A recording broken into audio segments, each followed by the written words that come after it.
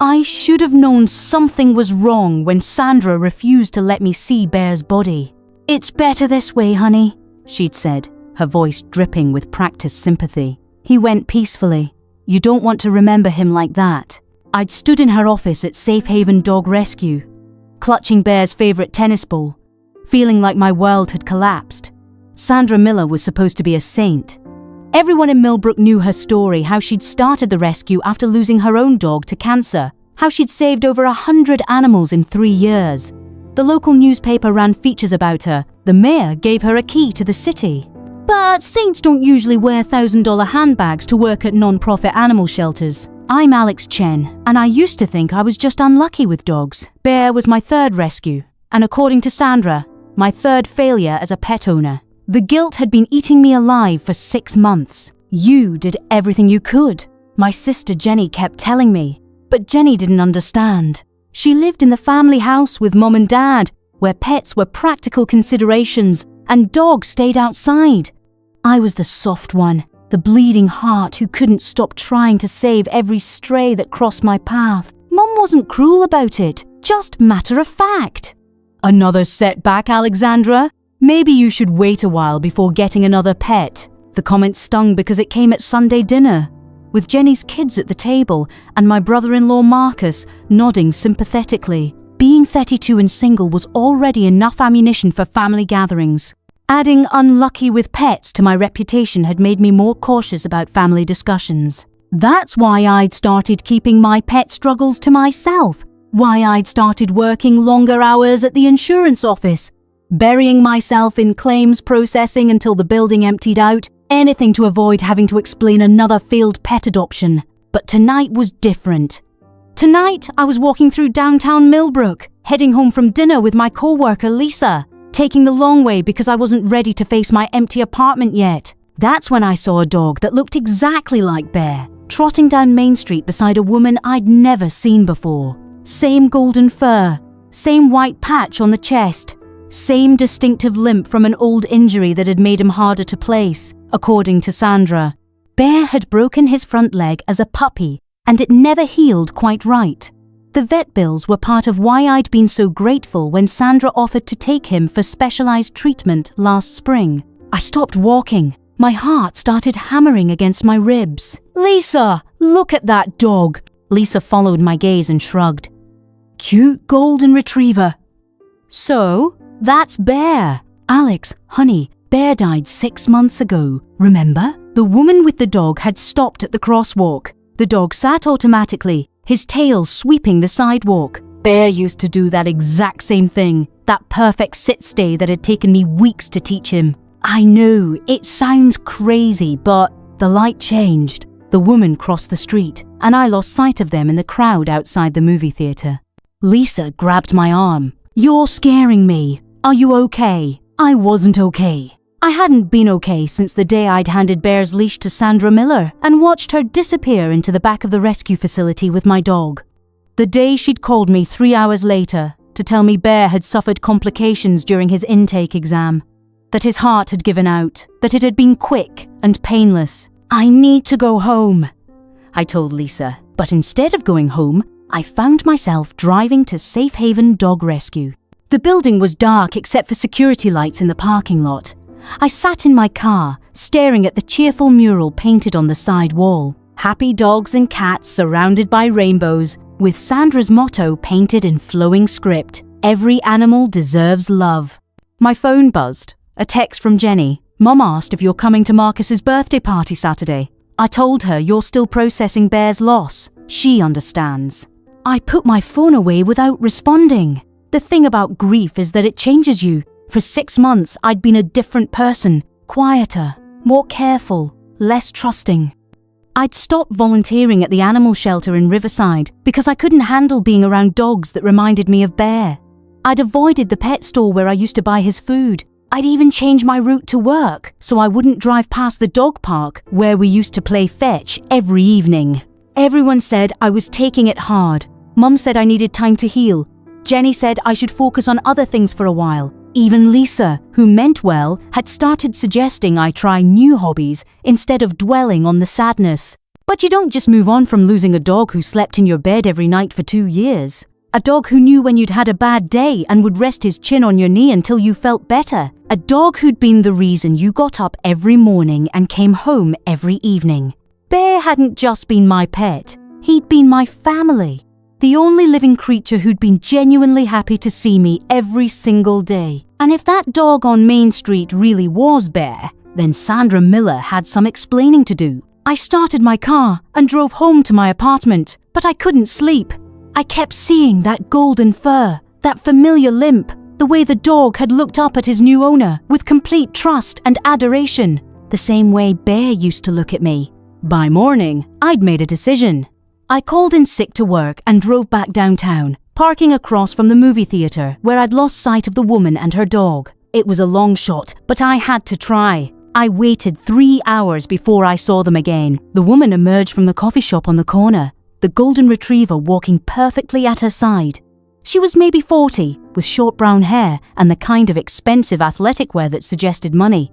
The dog paused to sniff a fire hydrant, and I got a clear look at his profile. It was Bear. I was absolutely certain. I got out of my car and crossed the street, my heart pounding so hard I felt dizzy.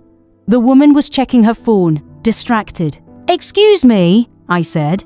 "Your dog is beautiful. What's his name?" She looked up with a polite smile. "This is Buddy. He's a rescue." "How long have you had him?" "About 5 months now." We adopted him from Safe Haven Dog Rescue. Such a wonderful organization.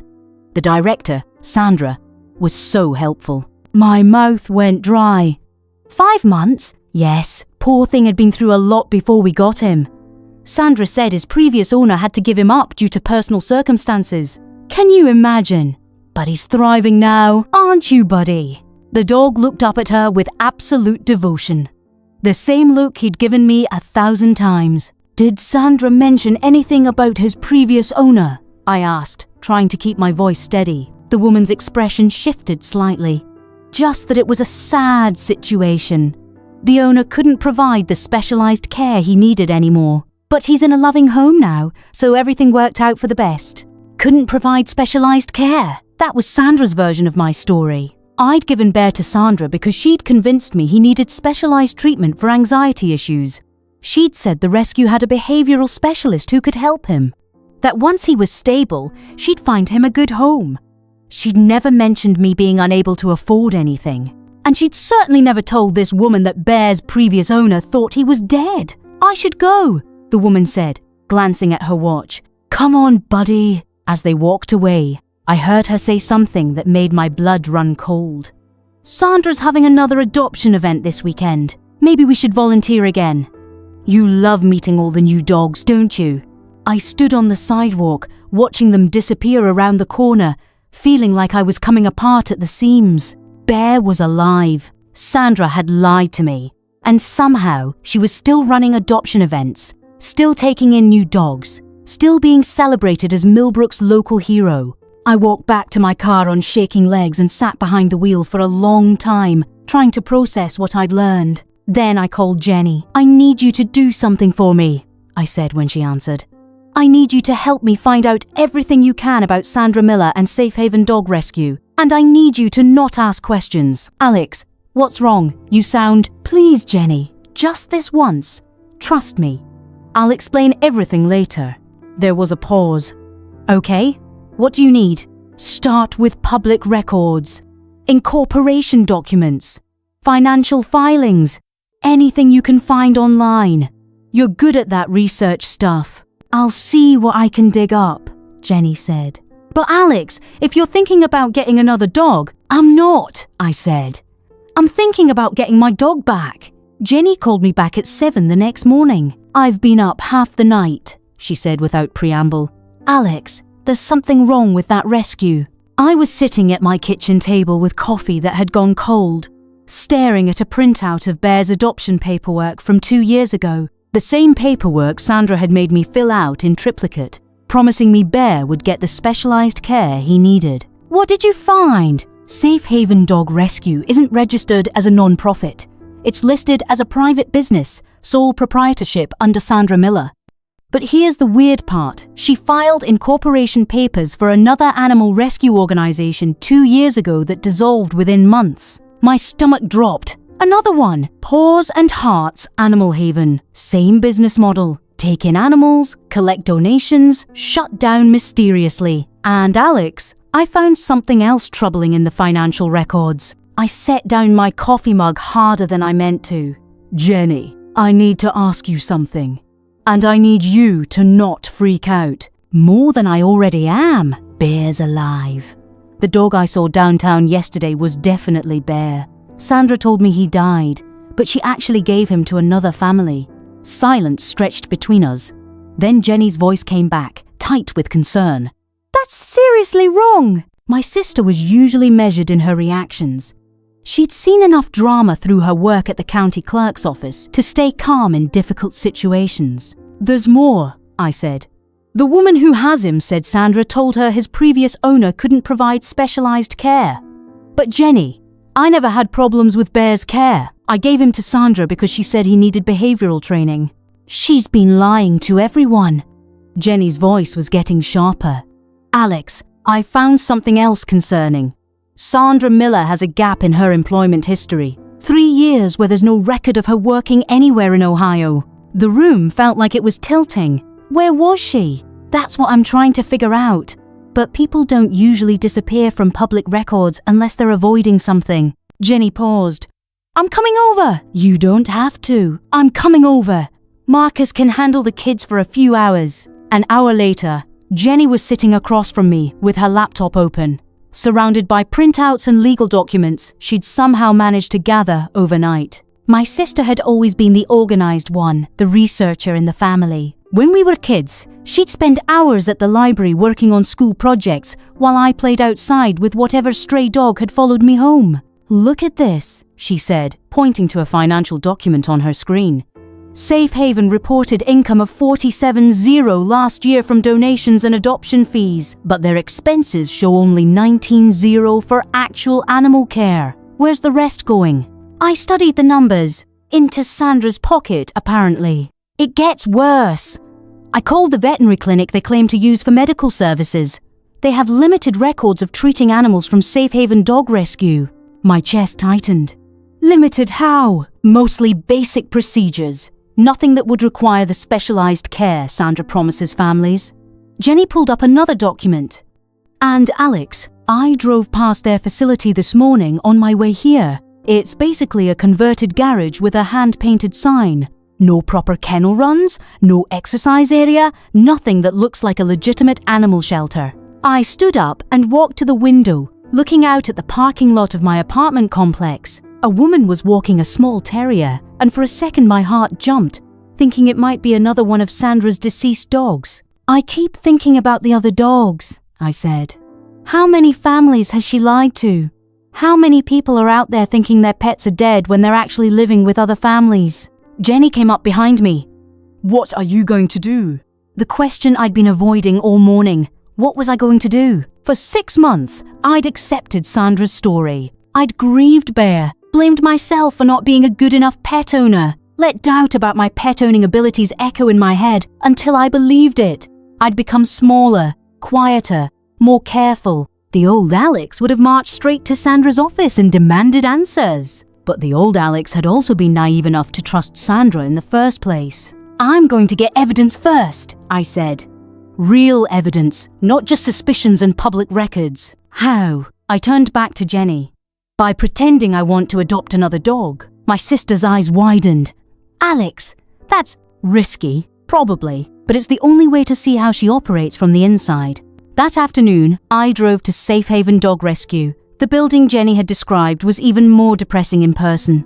A converted auto shop with Sandra's cheerful mural painted over faded tire advertisements. The parking lot was cracked asphalt with weeds growing through the gaps. I walked through the front door into what had once been a waiting room. The smell hit me immediately, a mixture of disinfectant, dog waste, and something else I couldn't identify. Something stale and neglected. Sandra emerged from a back room, smiling that same sympathetic smile I remembered from 6 months ago. She looked exactly the same, carefully styled blonde hair, expensive jewelry that seemed out of place in an animal shelter, and clothes that cost more than I made in a week. Can I help you? She asked, then stopped. Her expression shifted as she recognized me. Alex Jen! I forced myself to smile back. Hi, Sandra. I know this might seem sudden, but I'm thinking about adopting again. Something flickered across her face. Surprise. Maybe concern before the professional warmth returned. That's wonderful. I'm so glad you're ready to open your heart to another animal after what happened with Bear. She let the sentence hang there, watching my reaction. It's taken me a while, I said carefully, but I think Bear would want me to help another dog. Sandra nodded solemnly. He was such a special boy. I still think about him. The lie came so easily, with such practiced sincerity. I wondered how many times she'd used similar words with other grieving pet owners. What kind of dog are you looking for? She asked. Maybe another golden retriever, or a lab mix, something gentle. I might have just the right match. Sandra's eyes lit up. We just got in the most beautiful golden mix. Poor thing was surrendered by an elderly woman who couldn't care for him anymore. He's going to need someone special. She led me toward the back of the building, past a small office filled with filing cabinets and a desk covered in paperwork. Through the window, I glimpsed what looked like financial documents and adoption contracts. The kennel area was worse than I'd imagined. 6 concrete runs with chain-link gates. 3 of them occupied. The dogs looked clean enough, but the runs were bare except for water bowls and thin blankets. No toys, no comfortable bedding, no enrichment of any kind. Here he is, Sandra said, stopping in front of the middle kennel. The dog inside was indeed a golden mix, maybe 4 or 5 years old. He was lying on his blanket, head resting on his paws, eyes dull with what looked like depression. When he saw us, he didn't get up, just lifted his head slightly. My heart broke a little. This wasn't how healthy, happy dogs behaved when visitors came. What's his name? I asked. Charlie. He's been having a hard time adjusting. Poor baby. Some dogs take the transition harder than others. I knelt down next to the kennel. Hey, Charlie. The dog's tail moved slightly, but he still didn't get up. I'd seen this kind of listless behavior before, in dogs who'd been neglected or were suffering from depression. Has he seen a vet recently? I asked. Sandra nodded quickly. Of course, all our animals get basic medical exams. Charlie's just a little sad right now. He misses his previous home. Basic medical exams, not the comprehensive care she'd promised for Bear. I'd love to meet him properly, I said. Can we do an introduction in a neutral area? Actually, I prefer to handle initial meetings myself, Sandra said smoothly. I have a better sense of each animal's temperament. Why don't you fill out an application, and if you're approved, we can arrange a proper meet and greet. She was steering me away from Charlie's kennel, back toward the office. I let her, filing away every detail I could observe. The adoption fee is $350. Sandra continued as we walked. That covers spaying or neutering, vaccinations, and basic medical care. Basic medical care that apparently wasn't happening, according to Jenny's research. In the office, Sandra handed me a clipboard with an adoption application. The form was extensive references, veterinary history, home inspection requirements, financial information. This is pretty thorough, I said. We want to make sure our animals go to the best possible homes. Too many pets end up back in shelters because people don't think through the commitment. I started filling out the form, using my real information but putting down Jenny as my reference instead of any of the vets who'd known Bear. Sandra bustled around the office, filing papers and answering phone calls with that same warm, professional tone. Yes, of course we can arrange a pickup, I heard her say into the phone. Thursday works perfectly. No need to worry about transportation. We handle everything. When I finished the application, Sandra reviewed it quickly. Everything looks good. I'll run your references and get back to you in a few days. That's it? I asked. No home visit? Oh, we'll definitely do a home visit before finalizing the adoption. I like to see where our animals will be living. As I turned to leave, Sandra called after me.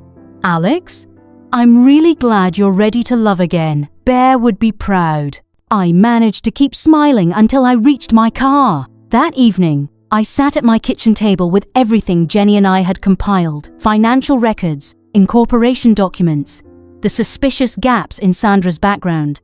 The pattern was becoming clear. Sandra wasn't just running a fraudulent charity. She was systematically deceiving grieving pet owners, telling some their animals had died while selling those same animals to other families for hundreds of dollars in adoption fees. She was double-dipping, collecting surrender fees from the original owners, then adoption fees from the new ones. My phone rang. "Jenny, I've been thinking about what you said, about getting evidence," she said. "What if there are other people like you, other families who think their pets are dead?" "There have to be. Then maybe we should find them." I looked down at Bear's old collar, the one I'd kept on my kitchen counter for 6 months like some kind of memorial. The metal tags caught the light, and I remembered how they used to jingle when he shook his head after drinking water. "Jenny," I said, "how would you feel about going undercover?" Jenny didn't hesitate. "What do you need me to do?" 24 hours later, my sister was walking into Safe Haven Dog Rescue with a story we'd rehearsed over dinner. Her husband Marcus had taken a temporary work assignment out of state. She was overwhelmed with 2 kids and a full-time job, and she needed to surrender their family dog, a beagle mix named Rusty, who didn't actually exist. I sat in my car across the street, watching through binoculars I'd borrowed from Marcus's hunting gear. Jenny had always been good at acting, even as kids. She'd convinced our parents she was sick enough times to get out of school, that Mom eventually stopped believing her, even when she really was ill. Today, she played the role of a struggling mother perfectly. Through my phone, I could hear everything thanks to the recording app Jenny was running. Sandra's voice came through clear and sympathetic. "I completely understand how difficult this must be," Sandra was saying. "Temporary separations put such strain on families. The good news is that beagle mixes are very adoptable. Rusty will find a loving home quickly." "How quickly?" Jenny asked, and I could hear real emotion in her voice. Method acting at its finest. "Oh, I'd say within the month. We have a waiting list of families specifically looking for medium-sized dogs." Jenny had prepared for this. "I need to know he'll be safe. My kids are already devastated that we can't keep him." "Of course, we do background checks on all our adoptive families, home visits, references. And we stay in touch afterward to make sure our animals are settling in well." Promises that I'd seen weren't being kept. I'd seen the minimal paperwork, the bare bones facility, the lack of proper veterinary care. "Is there a surrender fee?" Jenny asked. "Just a small processing charge to cover immediate medical expenses. $75. I wrote that down. Another income stream Sandra hadn't fully reported in her public filings. "When would you need me to bring Rusty in?" "Well, let me check our intake schedule." "I heard papers shuffling." "We're pretty full right now, but I could make room tomorrow afternoon." 2 o'clock? "That works." Jenny's voice caught slightly. Can I call to check on him? Maybe get updates on how he's doing?" "Of course, honey. Though I should mention that some animals do better with a clean break. It can be confusing for them when their previous owners stay in contact. But we'll definitely keep you informed of any major developments." Major developments? Like death, apparently. The conversation wrapped up with Sandra walking Jenny out to the parking lot.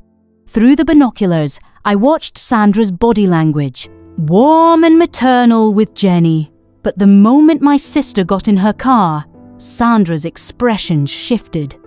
She pulled out her phone and made a call. Jenny called me as soon as she was out of sight. "Did you get all that?"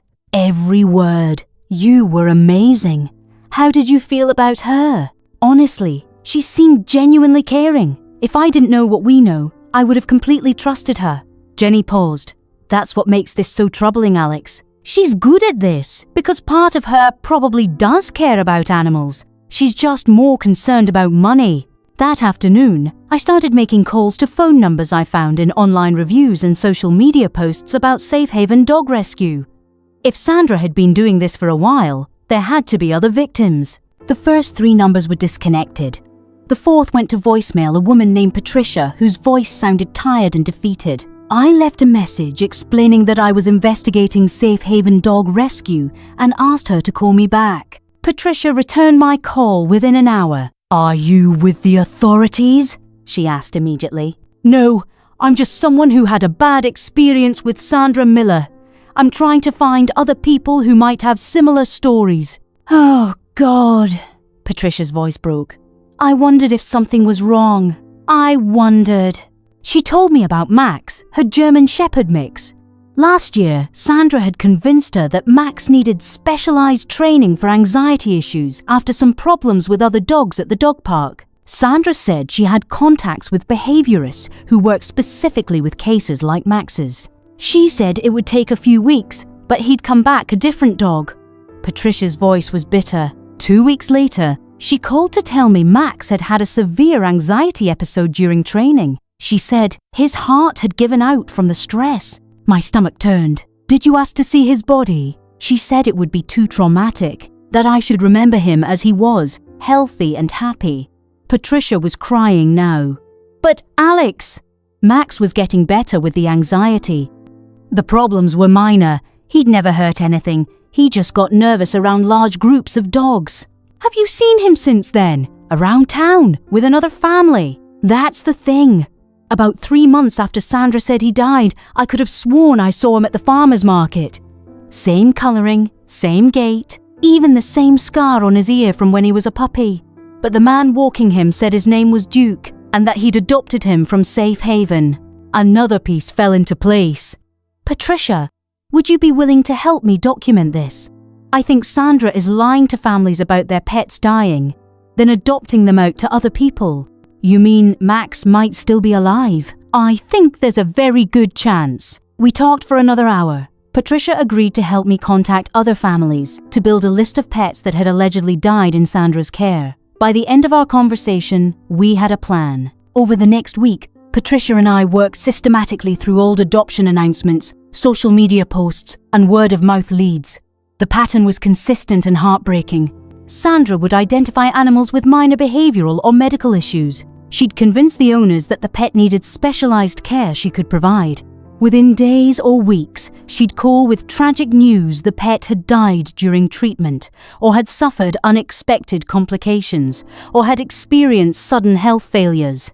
Then, often within a month, those same animals would appear at adoption events with new names and sanitized backstories. We found 8 confirmed cases over 18 months. 8 families who had grieved for pets that were still alive. But the most devastating discovery came when Patricia connected me with a woman named Carol, whose story was different from the others. "Sandra didn't lie to me about Pepper dying. Carol told me over coffee at a diner outside town. She really did die, but not the way Sandra said." Carol's hand shook as she stirred sugar into her coffee. Pepper was a senior dog, maybe 10 years old. She had some arthritis, but nothing serious. Sandra said she could help manage her pain better than my regular vet could. I waited, sensing there was more. A friend of mine volunteers at the county animal control facility. She told me they'd received a report about Safe Haven 4 months ago. Someone had seen Sandra bring in a small dog that appeared to be in distress, claiming it was a stray. My blood ran cold. "What kind of dog?" "Small terrier mix. Same breed as Pepper." Carol's voice was barely a whisper. "My friend said the dog was in terrible condition. They tried to save it, but it died shortly after arrival. Sandra had already told me Pepper had died peacefully in her sleep the night before." "Carol, what are you saying?" She looked up at me with hollow eyes. "I think Sandra neglected my dog instead of providing proper medical care. And I think she brought Pepper to animal control to avoid having to deal with disposal." The room felt like it was spinning. I'd thought Sandra was just a con artist, stealing pets and reselling them. But this was worse. "Have you told anyone else about this?" "Who would believe me? Sandra Miller's well respected in the community. She gets awards from the mayor, and I have no proof except my friend's story." But I believed her. And more importantly, I was starting to understand the full scope of Sandra's operation. Healthy, adoptable pets got stolen and resold. Sick or elderly pets that would require expensive medical care got neglected until they died. Either way, Sandra collected surrender fees from the original owners and never had to provide the costly treatment she promised. I drove home feeling a rage that was different from anything I'd experienced before. This wasn't just about Bear anymore. This wasn't even just about the 8 families we'd identified. This was about every animal that had passed through Sandra's facility, and every family who'd trusted her with their beloved pets. That night, Jenny came over with takeout and wine. I told her about Patricia and Carol, about the pattern we'd uncovered, about the neglect and the cover-ups. "This is terrible, Alex." Jenny set down her wine glass. "This isn't just fraud. This is animal cruelty, possibly criminal neglect." I stared out my apartment window toward downtown, where Safe Haven Dog Rescue sat with its cheerful mural and its dark secrets. And she's been getting away with it because she's so good at playing the caring rescuer. What do we do now? Before I could answer, my phone rang. Unknown local number. "Hello, is this Alex Chen?" The voice was young, female, nervous. "Yes, who's this?" "My name is Brittany. I work at Safe Haven Dog Rescue. I heard you've been asking questions about Sandra."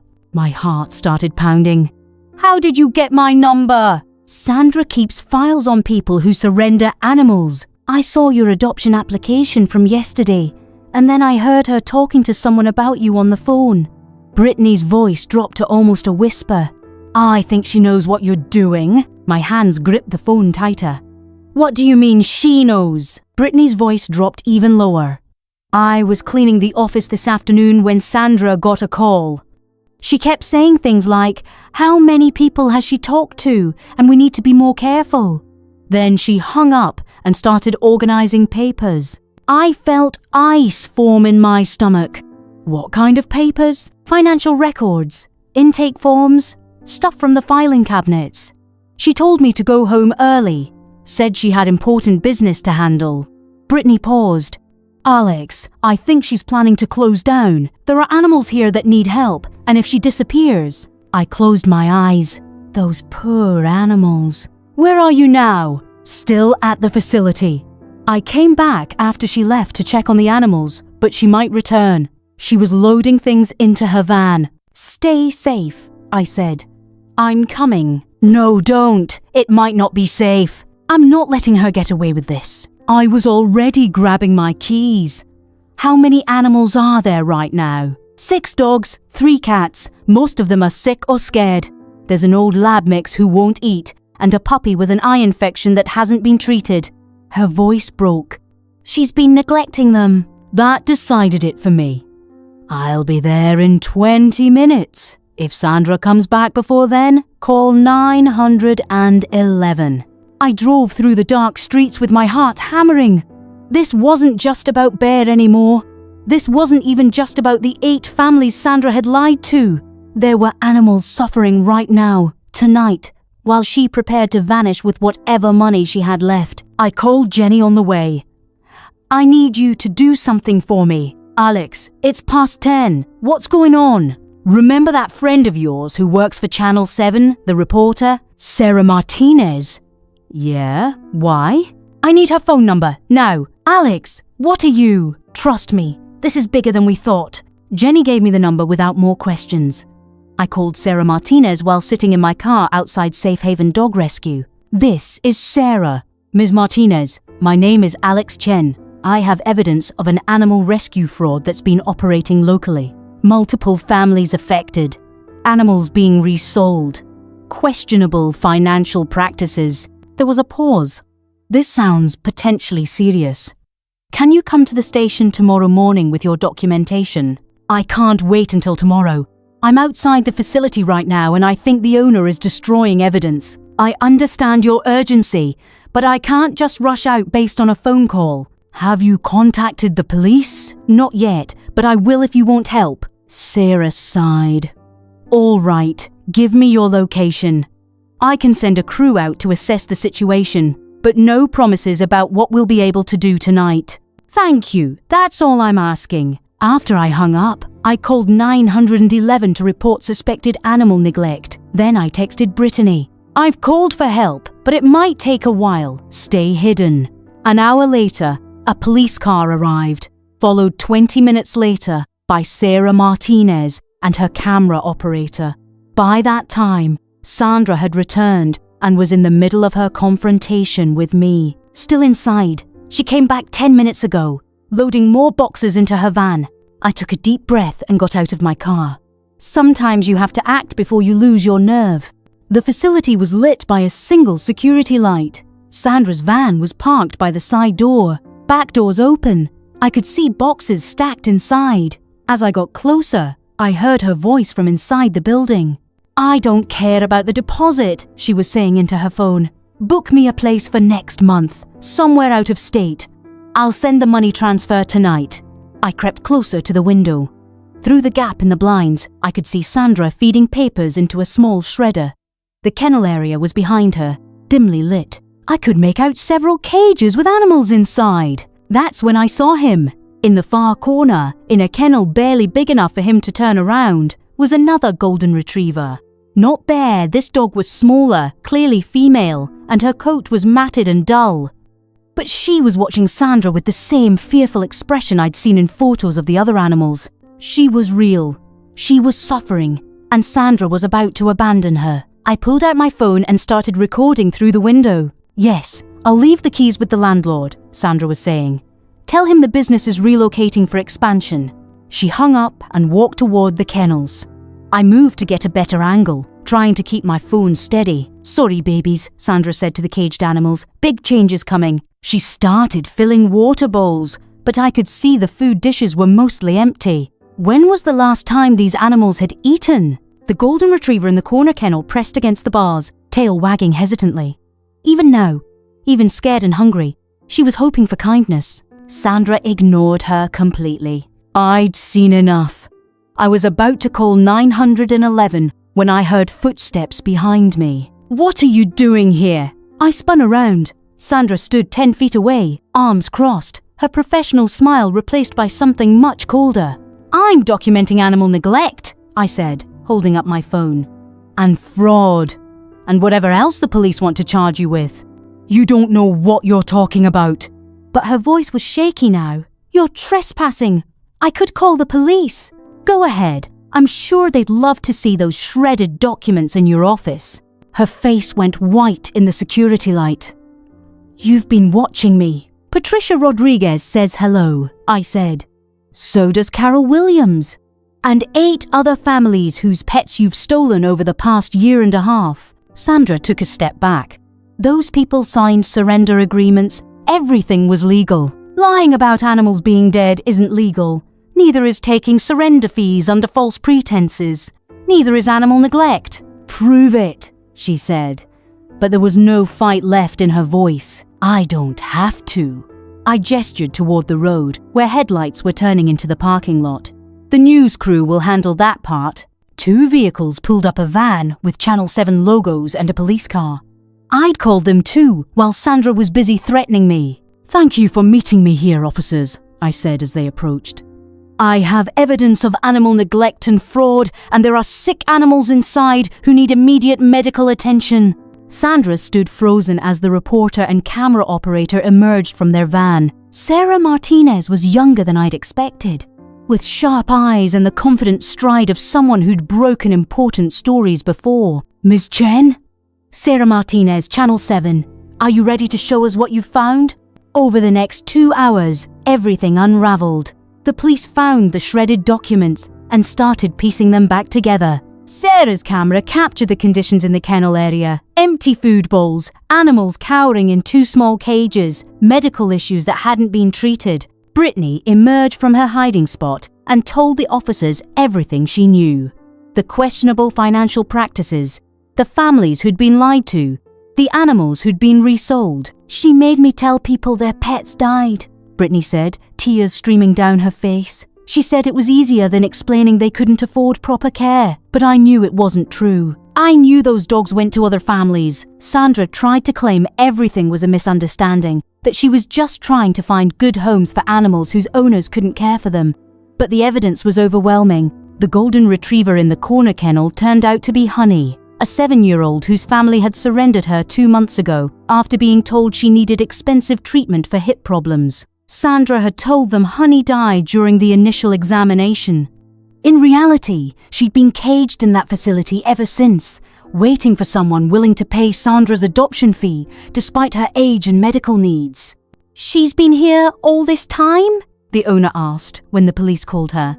We held a memorial for her. My daughter wrote a poem. By 2 a.m., Sandra was in custody, charged with fraud, animal neglect, and operating an unlicensed business. The remaining animals were taken by the county animal control for immediate medical evaluation and care. Sarah Martinez interviewed me as the sun started to rise. What made you keep investigating even after you found your dog was alive? She asked. It wasn't about Bear anymore, I said. It was about the fact that someone was making money off people's grief. She took our love for our animals and turned it into a weapon against us. No one should profit from breaking hearts. The story aired that evening. By the next morning, my phone was ringing constantly other families who suspected their pets hadn't really died. Volunteers offering to help with the rescued animals and people wanting to know how they could prevent this from happening elsewhere. Jenny called while I was making coffee. You did it, she said. You actually did it. It's not finished yet. I was looking at a list I'd made during the night. We need to make sure those animals get proper homes. We need to find all the families who were lied to, and we need to make sure Sandra can't do this to anyone else. What about Bear? I'd been thinking about that all night. I'm going to visit him today, meet his new family properly, see if maybe we can work something out where I can still be part of his life. And if they say no, then at least I'll know he's loved and safe. That's all I ever wanted. The investigation continued for weeks. More families came forward. More evidence emerged. Sandra had been running this particular version of the scam for about 2 years, mostly in our county and the neighbouring one. But Bear's new family surprised me. When I called and explained everything, they invited me over immediately. We had no idea. Martha said as Bear, who they'd named Buddy, pressed against my legs like he remembered me. We're so sorry. Sandra told us his previous owner had to give him up due to housing restrictions. She told me he died, I said, kneeling to scratch behind his ears. He licked my face, tail wagging like he'd never forgotten me. What do you want us to do? Martha asked. We've grown attached, but if you want him back. I watched Bear play with their 2 young children in the backyard. He looked healthy, loved, happy. This was a good home. After everything he'd been through, he deserved stability. Keep him, I said. He belongs with you now. Are you sure? Martha asked. I feel terrible about this whole situation. You didn't know, and he's happy here. I watched Bear roll over for belly rubs from the kids. Maybe I could take him for a walk sometime, if you don't mind. Just to see how he's doing. Martha nodded.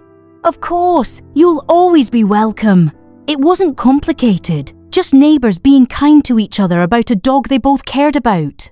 As I drove home that evening, I thought about how the last few months had changed me. I'd started as someone who accepted what she was told, who swallowed her doubts, who trusted authority even when her instincts screamed otherwise.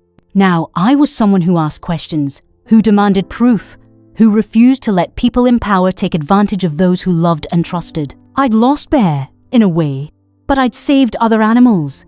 I'd helped other families find their stolen pets. I'd stopped Sandra from hurting anyone else. Sometimes justice doesn't look like getting back what was taken from you. Sometimes it looks like making sure no one else has to lose what you lost. My phone buzzed. A text from Patricia. We got Max back today. The family who had him understood and returned him willingly. He's older now, greyer, but he still remembers us. Thank you for giving us hope again. I smiled and kept driving, already planning my next visit with Bear. 3 days later, Sandra's lawyer called to arrange a plea deal. I stared at my phone, watching the unfamiliar number flash on the screen. Sandra was supposed to be in custody awaiting trial, but apparently her lawyer was trying to negotiate a settlement that would avoid jail time. Miss Chen? This is Robert Hamilton, representing Sandra Miller. I think we should discuss a resolution to this situation. There's nothing to discuss, I said. Sandra defrauded families and neglected animals. My client maintains that any misunderstandings were the result of miscommunication, not intentional fraud. However, she's willing to make restitution to affected families and surrender her business license. I felt my anger spike. Even now, Sandra was trying to minimize what she'd done. Miscommunication doesn't explain 8 families being told their pets died when they were actually being sold to other people. I said. According to my client, those families were informed that their pets would be rehomed if specialized treatment wasn't successful. The communication about the animal's status may have been unclear, but there was no intent to deceive. It was classic legal maneuvering, trying to reframe fraud as a misunderstanding. But I'd heard Sandra's lies firsthand. I'd seen the conditions at her facility. I knew better. Tell your client that any plea deal needs to include jail time and a permanent ban on operating animal-related businesses, I said. And full restitution to the families she defrauded. Miss Chen, I understand you're emotional about this, but I'm not emotional. I'm factual. Your client committed multiple crimes, and she needs to face consequences. I hung up feeling drained. Even from jail, Sandra was trying to manipulate the situation, to escape real accountability for what she'd done. But the prosecutor's office had other ideas. When Detective Morrison called me the next day, he had good news. Sandra's lawyer can make all the offers he wants, Morrison said. But we have solid evidence of fraud, animal neglect, and operating without proper licenses. She's looking at significant jail time regardless of any plea deal. How long? 2 to 5 years, depending on how many charges stick. And she'll be barred from operating any animal-related business in the state. It wasn't everything, but it was justice. The case went to trial 4 months later. Sandra pled guilty to multiple counts of fraud and animal neglect in exchange for a 3-year sentence and lifetime ban from animal welfare work in Ohio. During her sentencing hearing, I was allowed to make a victim impact statement. Sandra Miller didn't just steal our pets, I told the judge. She stole our ability to trust. She took our love for our animals and weaponized it against us. Every family who trusted her has had to rebuild their faith in animal rescue organizations, in veterinarians, in anyone who claims to want to help animals. Sandra sat at the defendant's table, looking smaller than I remembered. Gone were the expensive clothes and jewelry. In their place was a county jail jumpsuit and handcuffs. But we refused to let her steal our hope, I continued. We found our pets, we exposed her operation, and we've made sure she can't hurt any more families. The judge sentenced Sandra to 3 years in prison, followed by 2 years of probation. She was ordered to pay $47,000 in restitution to affected families and banned from operating any animal-related business. After the hearing, Martha approached me in the courthouse hallway. "Bear's waiting in the car," she said with a smile. "We thought you might want to take him for a walk to celebrate." 6 months later, the animal control facility named their new adoption wing after Bear, not because he was special, but because he represented all the animals who'd been failed by people they should have been able to trust. I adopted Luna, one of the puppies born to a dog rescued from Sandra's facility. She's nothing like Bear, smaller, more energetic, prone to getting into trouble, but she's taught me something important. You can love more than one dog in a lifetime. You can rebuild trust after it's been broken. And sometimes the best way to honor what you've lost is to open your heart again.